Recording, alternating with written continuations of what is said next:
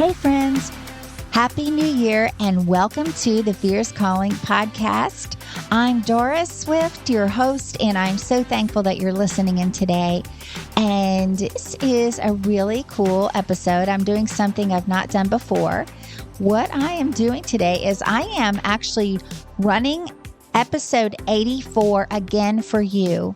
It was my episode with Katie Hornor. God plants desires in your heart so he can fulfill them in the future. And it actually first released on January 11th of 2022. But this episode has been the most downloaded episode.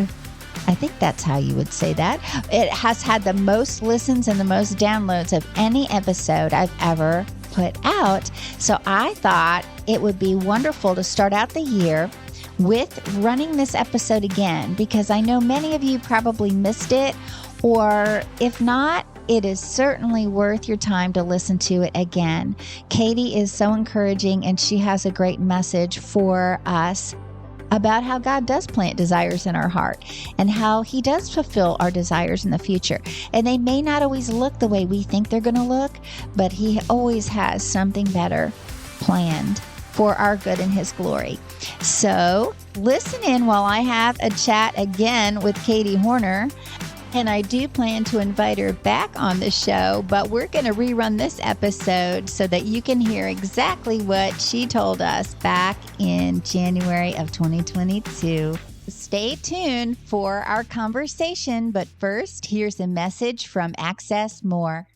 Do you want to go deeper in your faith even while you're on the go? No matter how busy the season you're in, Access More has a library of faith-based podcasts to help you grow spiritually. With podcasts from Christian thought leaders such as Christine Kane, Lisa Harper, Taryn Wells, and Bob Goff. You can hear podcasts on religion, culture, family, entertainment, and so much more. Access More gives you a safe space to find inspiring conversations about faith. Start listening today at accessmore.com or the Access More app.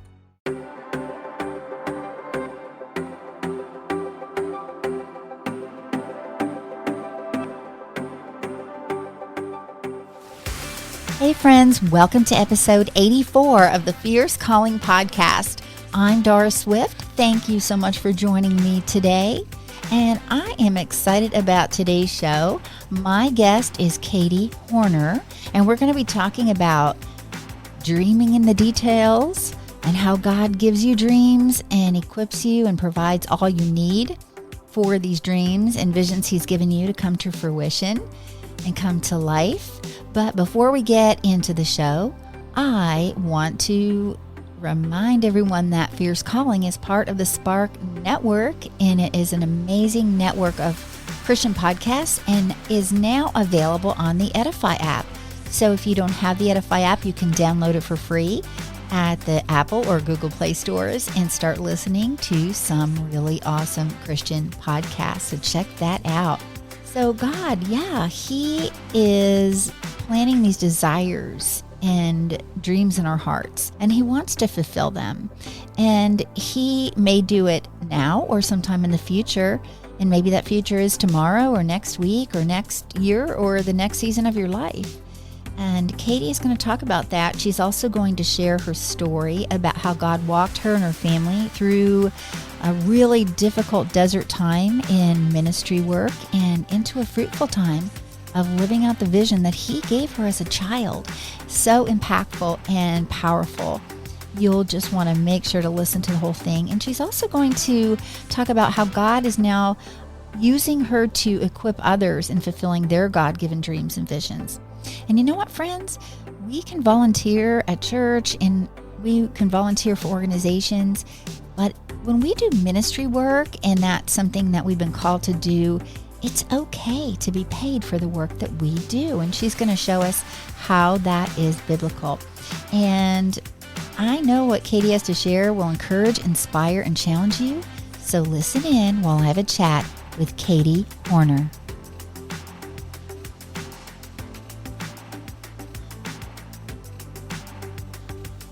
Welcome back to the Fierce Calling podcast. I am so excited today to welcome my friend Katie Hornor. She is a wife, a mom to 5 kiddos, and a phenomenally gifted faith-based coach, and we're going to hear more about that. Her story and what God has done in her life, from leaving everything behind to serve in a foreign country, to betrayal by leadership, to an incredible journey in building a 6-figure business, is a testament to God's faithfulness, and He is using her in a powerful way to impact the world for Christ. So welcome to the show, Katie. It's so great to have you today. Thank you, Doris. I'm excited to be here. I know that you have quite a bit to tell us today, and I've been looking forward to having you on the show. You know, God has just a way of connecting people and reconnecting people, and I knew that it was meant to be that you were going to be on Fierce Calling, because you sure have one, girl. So I would love if you would share a little bit about your story and how you're taking action where your passion, compassion, and conviction intersect. Yeah. So my story starts probably when I was a small child, and always had this vision of peace by the seashore. Anytime I was troubled and went to draw a picture, it was always the sunset over the water with a sailboat, and, just this really tranquil sea. Granted, I lived in the mountains of Western North Carolina. And so we were like 12 hours from an ocean, and I didn't even see the ocean until I was probably 12. But somehow God had planted in me that picture. And so fast forward to meeting my husband. We always rented because we knew we wanted to serve the Lord on a foreign mission field. We had a baby. We started raising our own funding to come to Mexico as missionaries. And we first went to the desert, which I know has nothing to do with the ocean. But a couple of years into that, God changed our direction and took us to the other side of Mexico through a rather messy ministry separation. And we went to the other side of Mexico near the water to work in a children's home. And we were here for about 9 months, thinking that we would be the next, she'd asked us to come as sort of the next generation of leadership for this home. And the missionary widowed lady was up in years, and about 9 months into that move, she's like, "I'm sorry, our national staff don't want you as their leaders. You have to go." And wow. So very difficult situation, and yet, like, we didn't have credit cards. We didn't have a work visa. We didn't have enough money to go back to the States. We didn't really want to go back to the States to know what we do. We loved Mexico and we wanted to stay here. And to do that, we realized we were going to have to find a way to provide for ourselves, because in those two different ministry separations, we'd lost a lot of our emotional support and most of our financial support. And so what ended up happening is that we started a business to provide a homeschool curriculum method that didn't exist in the Spanish language prior to that.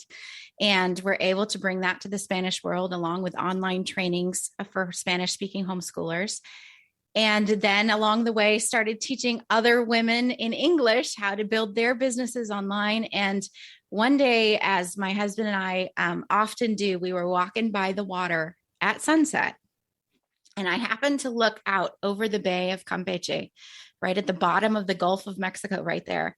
And the sun was going down, and there was a boat, and it just brought back that vision of what I had as a kid every single time. And there was that clarity that regardless of what I've walked you through, this is what I've been preparing you for all your life. And we've gone through ministry trauma. We've gone through ministry change. We've gone through desert times in our life and our business.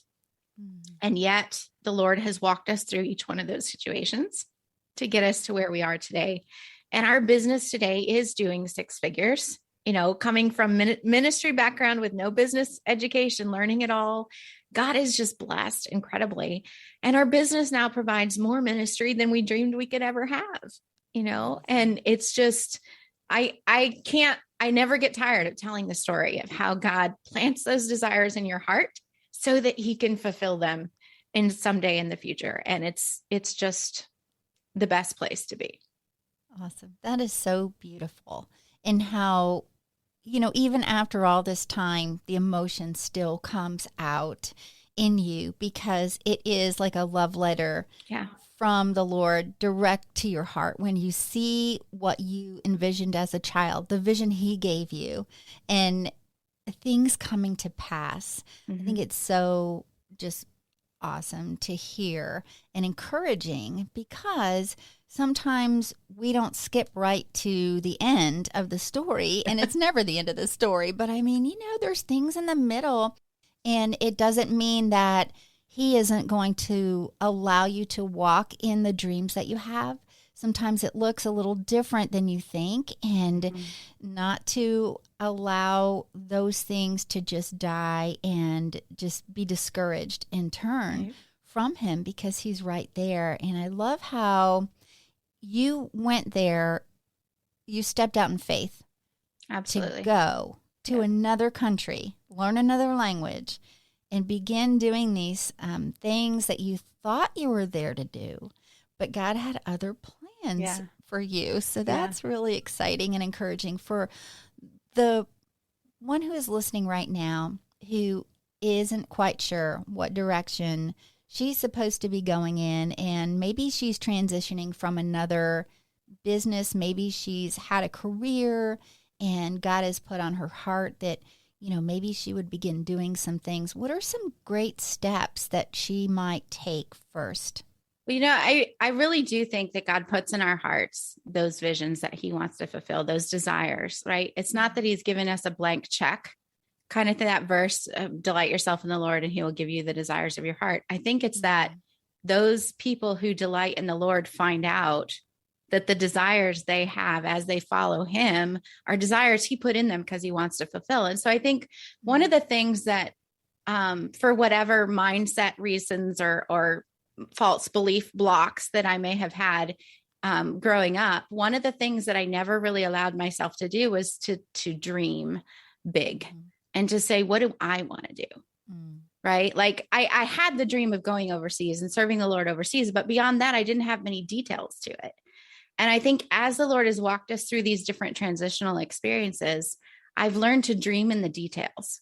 That's good. And, he's, there's a scripture verse, I can't remember the reference right now. Maybe we can look it up and put it in the show notes, but that talks about, God is asking us to command him concerning the works of his hands, right?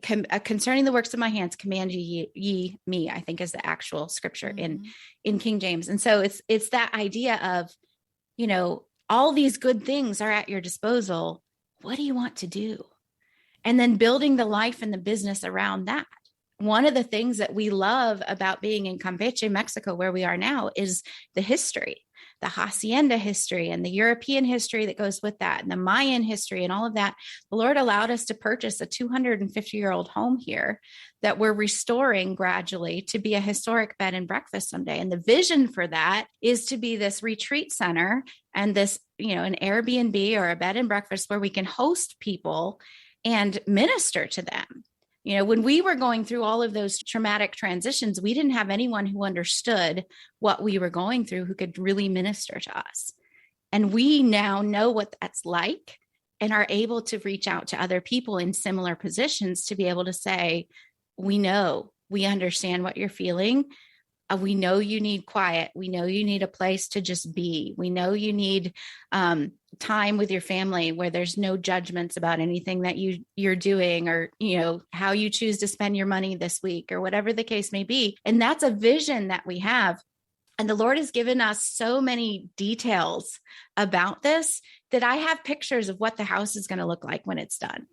Right. And I had a vision in my head of what the tile would look like, which we finally put in after 5 years in the house, and what the porches are going to look like when they're finished. And the Lord is slowly allowing all of these things to come to pass and bringing that vision to life to where our first apartment is going to be open for rent in the new year, this year, like so long we've envisioned this. And so I think my advice to those that are in transition is to allow yourself to dream in the details.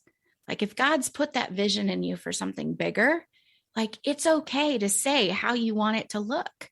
It's okay for you to dream in the details. It's okay for you to say, I want my life to look this way. I only want to work 2 days a week or 4 days a week. I want to be able to do this kind of thing with my family. I want to be able to give in this way, and we had all of those dreams. When we were in ministry, we never felt like our money was our own. And it's not our own still, it's God's, And that shift came later. But the idea that when someone is funding you, you always feel like you're beholden to them, or like there's judgments, and there were judgments involved in how we spent things and how we invested things. And part of the freedom of having our own business was that God was bringing that money in, and now we get to choose with only God to answer to for what we do for that. And that gave us huge freedom to be able to say, okay, what does God want us to do?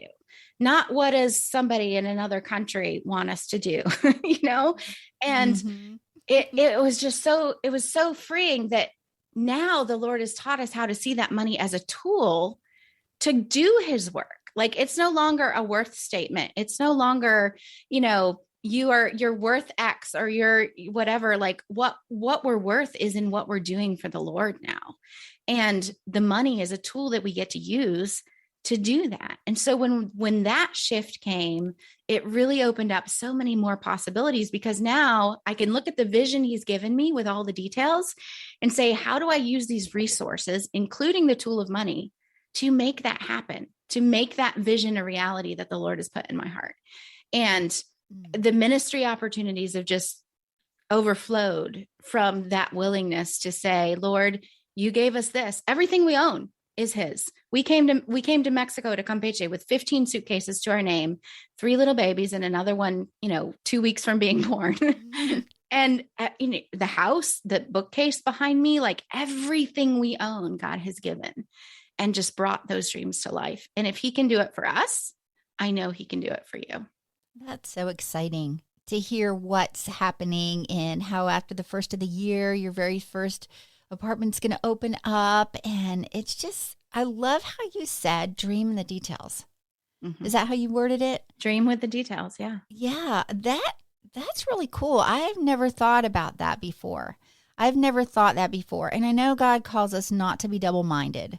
Like if we say, well, okay, I kind of want that, or I don't know, Lord, but being obedient. And oftentimes we'll say, your will be done. But I love how you're encouraging us to just be bold with the Lord, and he knows what we want and desire. And if it lines up with his will and, and his purposes and plans, that he's good to have that conversation. It's like a partnership too. It's really a cool thing. Yeah. And how the word also says to seek ye first the kingdom of God, and all else will be given unto you. And it doesn't necessarily, it's not only talking, about money, but it's talking about the things that will, like provision, like God's providence, God's provision. Yeah, exactly. And so, doing good things with the funds that he has put in your hands is really cool. Yeah. Yeah. There's another illustration that I like to use. A lot of times we say, well, I'm waiting on God to tell me, or, I got to wait on the Lord for this, or I got to, and I think a lot of times we get hung up in the waiting without realizing that we already have at our disposal everything we need for life and godliness. He says that in his word. I've given unto you all things that pertain to life and godliness, right? If you lack the wisdom, ask me.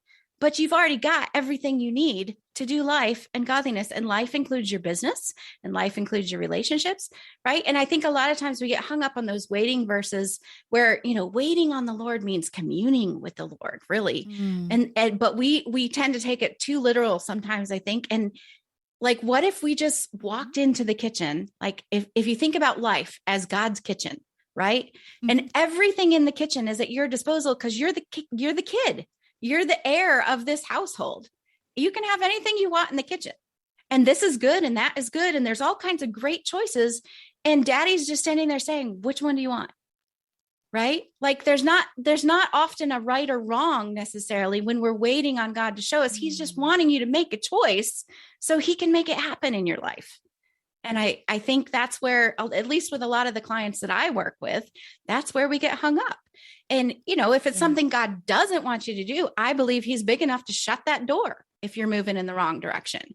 But you got to be moving to direct it, Yes. Taking action where your passion, compassion, and conviction intersect. Yeah. Well, I love how you brought that out, because we do sometimes forget that we're God's kids. We are children of God. Yeah. And I love how you talked about it being like God's kitchen.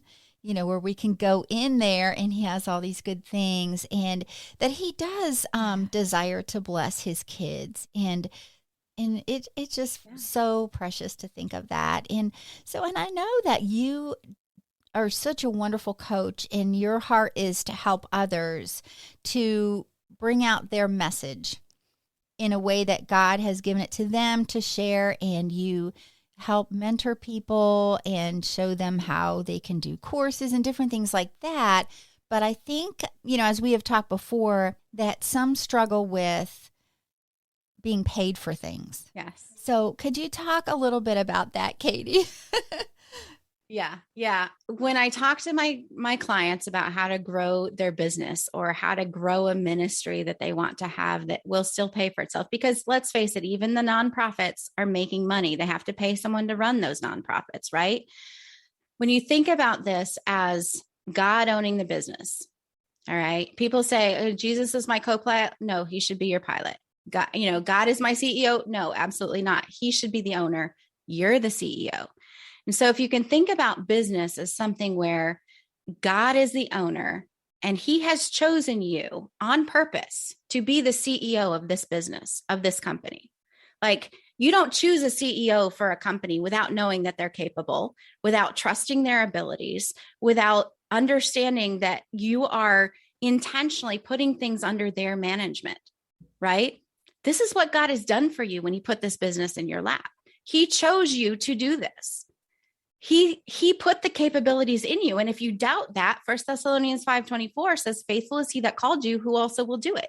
He called you to this. He's promising to do it through you. All you have to do is be willing to be that channel, right? And so if he's the owner and he trusts you and he puts you in this position to do this work and says, if you don't know how to do it, I'll do it through you. Like, that should give you all the confidence in the world. But you can't run any business for any period of time without making a profit. And so if you're always giving your profits away, you're going to run the business into the ground and you're not going to be CEO for long. Right. Because he's going to go find somebody else who is a better manager of the resources of this company to be able to grow it. And so I think that, as believers, we don't have, people don't have any right to demand things of you for free just because you're a believer. Your work is just as valuable as someone else's. And if you do that work in an honorable way with integrity and according to the principles of Scripture, then you should be worth even more than the people of the world who don't work with that integrity. And that's my passion, is to raise up these people that I'm working with to be that preferred choice in the marketplace not because of their business. It can be any business, but because of the way they do their business.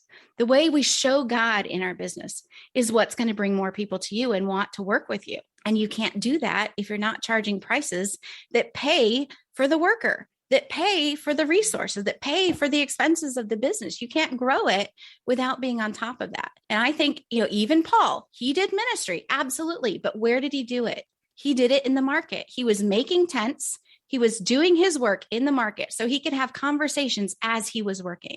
He was doing his work in the market where he sold things. He sold what he made to make money, even as he was evangelizing those people that were standing all around him. I don't know why we seem to think that in this day and age, we have to do it differently. Your work is absolutely valuable and you should be paid, and you should be able to manage those resources, that tool of money, to continue to grow this business so you can reach more people with the message God has given you and equip more people to do their work in the kingdom so that this thing can grow for the glory of God. So good. So good, Katie. That is an excellent analogy in how you brought out all of the things, that God wants to do in and through us, and that we're the CEO and he's the owner of our businesses or whatever we're doing. And I think someone needed to hear that today, because they might be hesitant about charging what really the value that they bring to the table. But the more that, and it's not just about money, but the more that you bring in by the value you're giving out, the more you can invest in kingdom work. And, and that's what you're doing. You're encouraging, inspiring, and equipping, which is so important. I think that part is just, it's like a discipleship model when you can equip other people, because what they're doing in the workplace and in their businesses is an opportunity to speak to people they've never even would have had an opportunity to speak to, and share Absolutely. God's truth and integrity too. I love how you talked about that. And so share a little bit about what you do on a day-to-day basis with your clients. I find it fascinating, and I love to hear about that. Yeah, I would love to. So our main program right now is called Master Teacher Accelerator. And so if you're an expert who has a course as part of your business model, or you're wanting to have a course, what we do is take the current course that you have and help you figure out how to improve it, both for your content, for the curriculum aspect of it, because that's my background, is a master's degree in education curriculum development. So the curriculum, then we look at the copy, meaning like the marketing and how your content is presented, both in, before the course and during the program. And then we look at the overall student experience, because as a teacher, I know that if a student's not safe, he's not going to learn. And we also know that there's a lot of psychological things that happen in terms of love languages and learning styles and things like that. And so experience has to be 50% of the success of your program, right? And so we work with these experts who have courses to teach their skill or their message, to be able to improve that program, and to be able to create even a high ticket program, right? A lot of us are underselling. A lot of us are selling programs at $97 or $297, even $497, that should be $1,000, $2,000, $5,000 programs. And one of my areas of expertise is being able to look at that and say, well, if we added this, if you did this different, if we changed the experience to be this way, it could be a high ticket program. And here's how to leverage what you've got, the assets that you have, to be able to make a bigger impact and to be able to serve more people. And so helping those course creators scale their income with a higher ticket offer doesn't mean we don't serve down here with a lower price, but it gives us time freedom and money freedom, those tools again that we're talking about, to be able to think clearly and have the resources to grow the mass market product on the bottom level, and also to be able to have a deeper level of mentorship with the ones we're working with on the high ticket end. And so that's what Master Teacher Accelerator does in a 6-month program. And then we also have a mastermind and some other free classes and things that we do, but that's the basis of it, is helping you get your message to the world so someone else can be equipped to do what they were created to do. That's exciting. And people may not realize that they have the knowledge and expertise to be able to create a course that they could teach someone something that they know and teach it well. And of course, teach it even better, because they're going to ask you how to do it better. But I love that too, because in those courses, those things are continually going on. You can set it up, and you might have to go back and tweak things every now and then, but it pretty much runs on its own, right?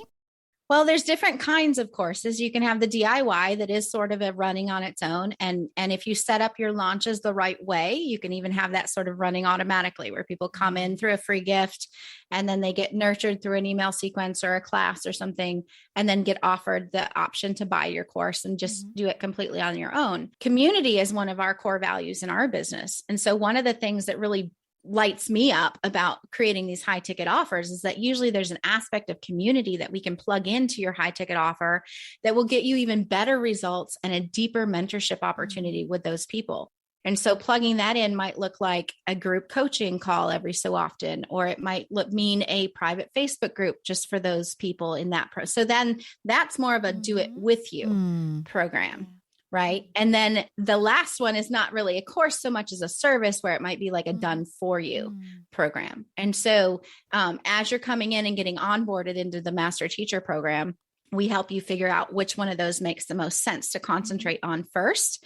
And then once you've run through it a time, then we get to look at, okay, do we continue this way, or do we want to build out one of those other models? That is fabulous, for one thing, because you are helping other people help other people.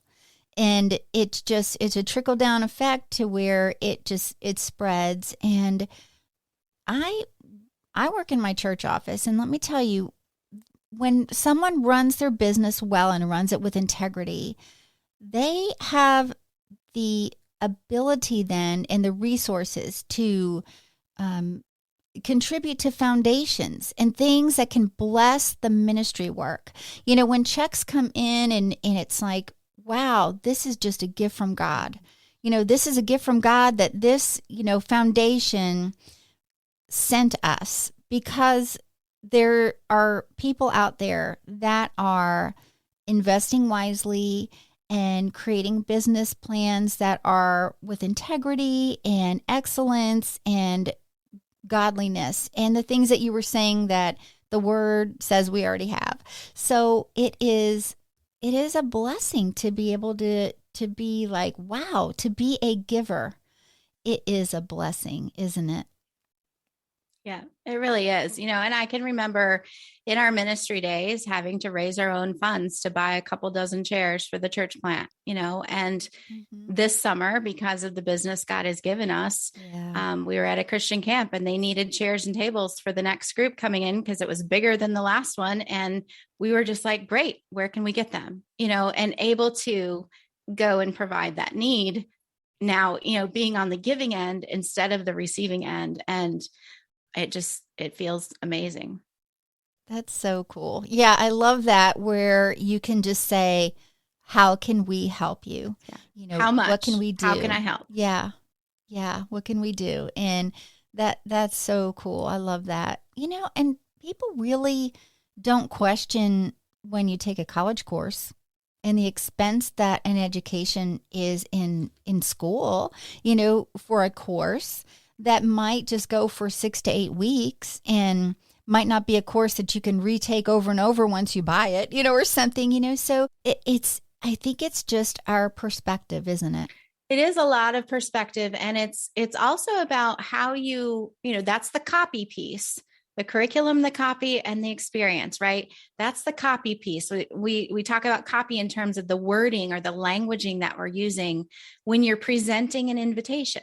Right. And I call them offers sometimes. I don't really call them, I don't like the word selling, but it's an invitation because it's not about me. God's going to take care of me, whether you buy my course or not.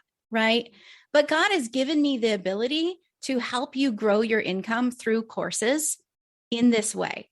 And so I'm not going to not tell you about the transformation that's possible for you and your business and your impact if you were to join this program.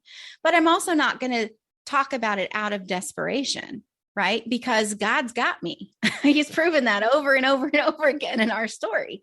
So I can make this invitation for you to join the program so I can help you help more people without any kind of feeling of pressure, because I also know God's bringing the ones in who need me, and the ones who don't jive, or the ones who don't feel like this is the right time, like he's got somebody else that's going to help them. This is, God is never surprised about any of this. Right. And so that copy or that leveraging is just, this is how I help you. It's not about me. Yeah. Like you're not buying me, you're not paying, it's not about you paying me as much as it is about me being able to help you with the gifts God given me, so that you can be all you were made to be, to do what you're supposed to do in the kingdom. Yeah. Right. And so when you can have that kind of mental shift in your copy to where it's all about the person who's buying, then you're going to make a lot more sales. You're going to get a lot more people into your programs or buying your product because it's about them. Yeah. That reminds me, when you do like a speaker one sheet, like on the one sheet, I used to think it was telling all about me, but it's not. When I took Mary Snyder's course, it was awesome. And it's about, what can I do for your audience? What can I do for your women? How do I want them to feel when they leave? Or what action do I want them to be able to be equipped to take once they leave an event? And it's so important, because we're not in it to be just, if you're a speaker, it's not just to be an inspirational speaker. I mean, you want to inspire people, but you want to bring the message that God has given you to bring about transformation, right? Some kind of transformation. And that, I think, is what makes it different than speakers, like in the world that are not real. It's not about the message. It's about just the business end of it. And God's really kind of not in it, but so I love what you're doing so much. Are you still involved in the curriculum? We are still mentors in the homeschool, in the Spanish homeschool space. We closed down our physical materials curriculum this year to be able to focus more on the mentoring, the speaking and things. And one of the coaches that has grown with our business and that we've trained to coach the mamas in our homeschool club is actually taking over the homeschool club from here on out and making it her thing. And so we're really, really excited about what God is doing there and just allowing us to continue to mentor a lot of, the homeschool world has changed so much in the last 11 years. And so much is online now, and there's distribution issues and shipping issues, and just it was time to close the physical store. We still got materials on Amazon and things, and still very much involved in that, but really excited about what God's going to do in this next season for that homeschool ministry. Nice, and it's such a joy, I'm sure, for you to see those who go through your course, those who are doing things like that, just kind of flying with God's grace and just doing whatever he's calling them to do and walking in their calling. So you're helping people walk in their fierce calling. Absolutely. So that's awesome. So how can the listener connect with you if they want to know more about all of these things and maybe want to reach out to you? How would they do that, Katie? So the best place to reach us is on our website, handprintlegacy.com, because no matter what you do, you're making a mark on this generation and the ones to come. So handprintlegacy.com has got a lot of our connection info. And then we also have a free course, Business with God. If you'd like to take that, you can put the link in the show notes. I love that so much. And just the whole legacy, the handprint, that's awesome. I love it. It's just, it touches the heart, so deeply when you hear that. But I love what you're doing, Katie, and it's been such a joy to have you on the show. And I just look forward to seeing more things. And you're also on Instagram, right? I am. It's Katie Hornor on Instagram. Katie Hornor on Instagram. I'll put that on there because you're posting photos of the things that are coming to pass. Yes. And I think it would be exciting for the woman who's listening, to follow you and to see those things coming to pass. And I saw that you had posted the image of what the home would look like. And it's really cool things happening there. So, well, praise God. And I hope to have you back on the show again sometime. That would be fun. It'd be an honor. Thank you. All right, friend. Well, you take care, and I'll put everything in the show notes, and hopefully you will hear from some people who were blessed by this episode. So, yeah, leave a comment in the show notes so that we can hear about how Katie's message today blessed you. And so, Katie, thank you so much, and I will talk to you soon, friend. Thank you. Thank you for listening today, and I hope, friend, that you realize that your work is absolutely valuable, and what you earn can be reinvested in kingdom work, and it's okay to be paid for the work that you do and for those dreams and visions that God has given you. And then you can give it back to Him and reinvest the assets He entrusts to you back into His kingdom work. There were some great quotes from the show. I love when Katie said, God plants those desires in your heart so that He can fulfill them someday in the future. She also reminds us to dream with the details. And waiting on the Lord means communing with the Lord, really. And how she told us that God is the owner of our businesses and ministries, and He has chosen you and I on purpose to be the CEO. So let's do our part and partner with Him and be a really good CEO because He has chosen us. And that is a really high honor, and how humbling and privileged we are. And you can connect with Katie at handprintlegacy.com, and I'll have all the links in the show notes. Check out her podcast, For Your Success, podcast with Katie Hornor and her free business course, Business with God. Plus, grab her book, Faith Like Flamingos, the Christian Business Guide to Walking Out Your Faith in Bold Color. It's awesome. So friends, I hope you join me next time when I talk with another woman who's taking action where her passion, compassion, and conviction intersect.